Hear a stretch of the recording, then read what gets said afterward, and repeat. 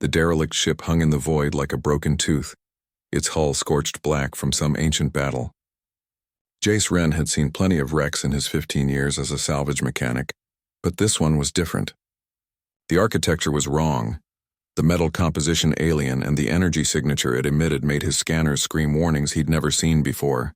Just another day's work, Jace muttered, securing his tool belt as his small salvage craft docked with the wreck's emergency port. The airlock hissed open, and he stepped into darkness punctuated only by his helmet's lights.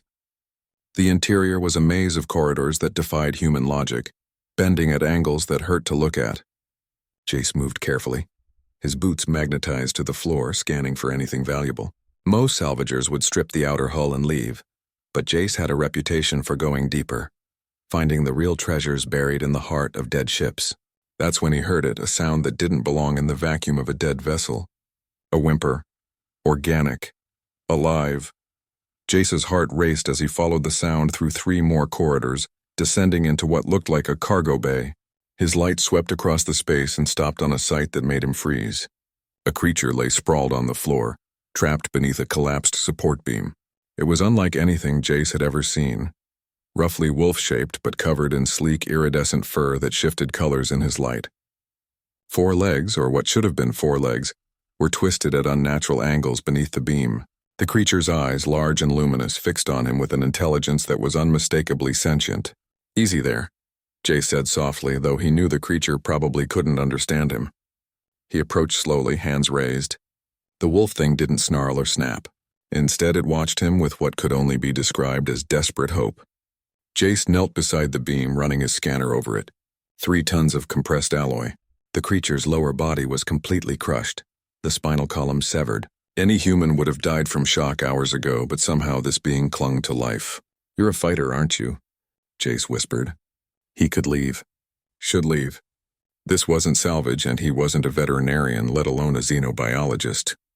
But as he looked into those eyes, he saw something he recognized. The refusal to give up. The stubborn human trait of surviving against all odds. Except this wasn't human. Jace made his decision. He set up his portable jack, the hydraulic hiss echoing in the silent bay. Slowly, agonizingly, the beam began to rise. The creature whimpered again, softer this time. Once there was enough clearance, Jace slid his arms beneath the wolf's upper body. "Sorry about this," he said and lifted. The creature was lighter than he expected, almost weightless in the low gravity.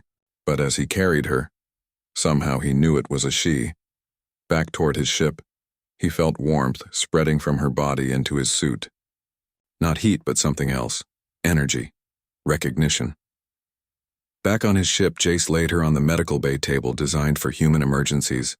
He had no idea what he was doing, but he started anyway, running every scan he had.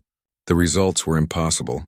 Her lower body was destroyed, yes, but her upper body showed a neural network 10 times more complex than a human brain. And there was something else, a crystalline structure embedded in her chest, pulsing with soft light. "What are you?" Jace breathed. As if in answer, the crystal flared. Jace stumbled back as holographic symbols erupted from the creature's body, filling the medical bay with alien script. His ship's computer word attempting translation.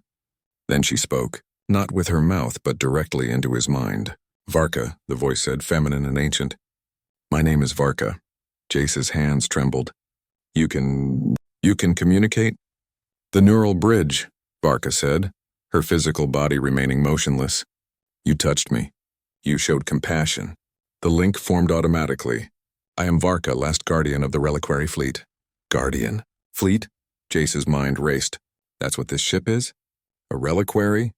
"Was," Varka corrected, and Jace felt a wave of profound sadness wash through the link. 10,000 years ago my people fell. I was left to guard the knowledge, the history, the souls of my civilization. When the pirates came 3 cycles ago, I fought. I failed. The beam," Jace said, understanding. "You've been trapped here for how long?" 73 of your days. Waiting to die, waiting for someone to find the ship and honor what remains. Varka's presence in his mind grew stronger. "But you did something unbelievable, Jace Wren. You didn't come for treasure. You came for me. I couldn't just leave you." "Humans," Varka said, and Jace felt something like wonder through the link. "The galaxy spoke of your kind. The stubborn ones. The ones who don't calculate cost-benefit before acting. The ones who extend hands to strangers. A pause. The ones who lift the fallen. The crystal in Varka's chest pulsed brighter. My body is broken, Jace Wren. I will not walk again.